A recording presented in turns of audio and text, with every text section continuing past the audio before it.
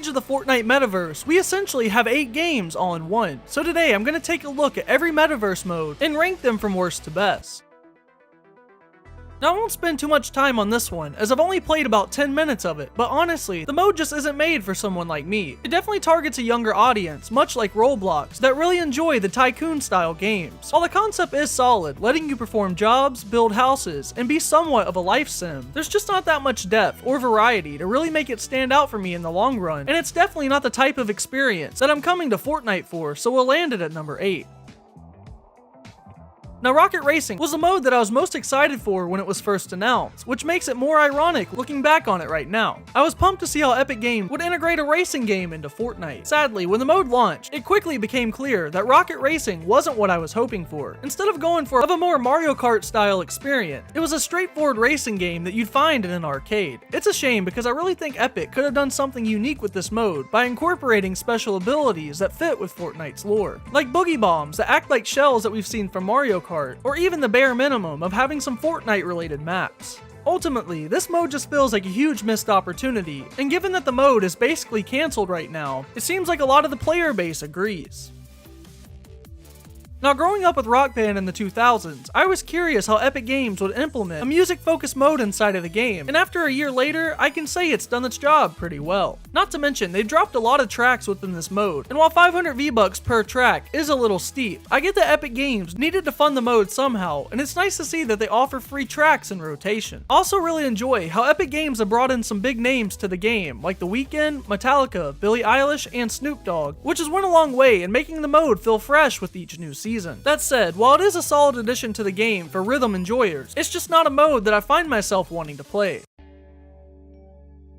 When this mode first launched, it felt like Fortnite's take on the Minecraft system, and after a year, I think it's finally starting to work. It has that same appeal of starting a new save with your friends and building something cool, but like Minecraft, it can get a bit stale after a while. Now early on, a big frustration for me was that a lot of the builds were locked behind steep prices in the item shop, and it took Epic Games a while to release passes that offered a better value for players, giving you multiple builds for one price. And not to mention, these LEGO passes are now free if you're a member of the Fortnite crew, so I can definitely see myself jumping into the mode more often, especially in sandbox mode with my friends. Plus, LEGO has gotten a ton of updates that have kept things fresh along the way. We've seen cool additions like Star Wars, the Colombo update, and more recently, the Storm King. These updates have gone a long way in bringing some new excitement to the mode, making the experience feel more diverse and more engaging.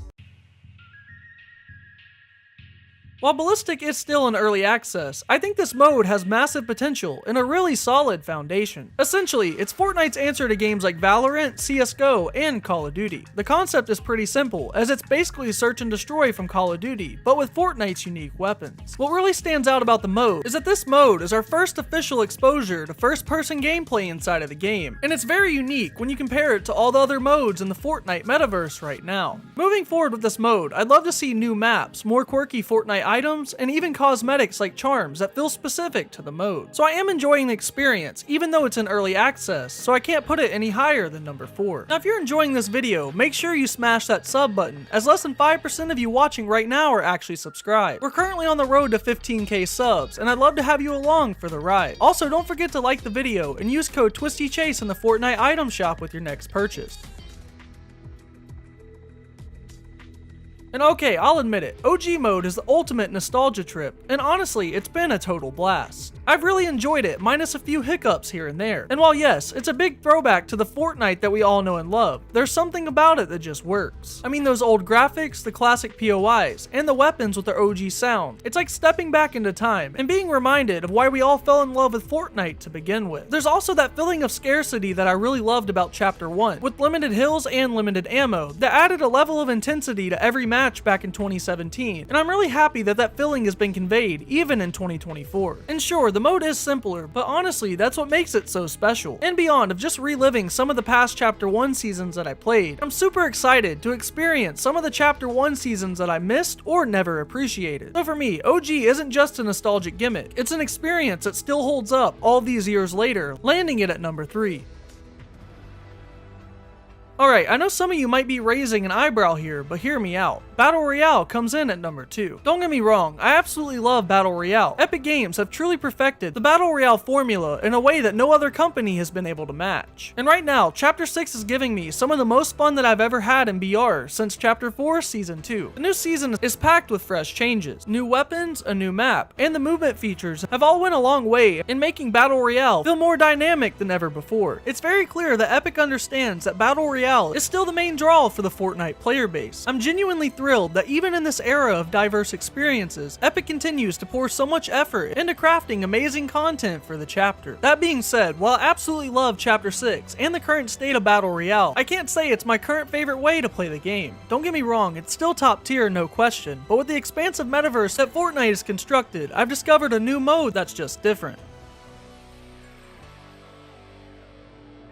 Now, Reload was honestly the saving grace of the metaverse in Chapter 5 Season 3, and it's remained my go-to mode ever since. Now let me be clear, this isn't a knock on BR. I love BR still, but Reload offers something different that really clicks with me. The concept of respawning onto the map, the non-stop action, and the inclusion of older weapons create a fast-paced, competitive experience that standard BR just can't replicate, and that's totally okay. For me, there's just so much to love about Reload. Not only do we get a nice mix of classic weapons, but both of the maps are great in both quality and size, and they're packed with nostalgic POIs. But what makes Reload so great is that it doesn't just rely on nostalgia. It takes these classic elements from Fortnite's history and combines them into one experience that feels fresh and unique. And it's by far my most played mode of the metaverse era that we're currently in, and it's without a doubt my favorite of the bunch. So let me know your ranking of all these modes in the comments below. But until next time guys, as always, take care and stay twisty.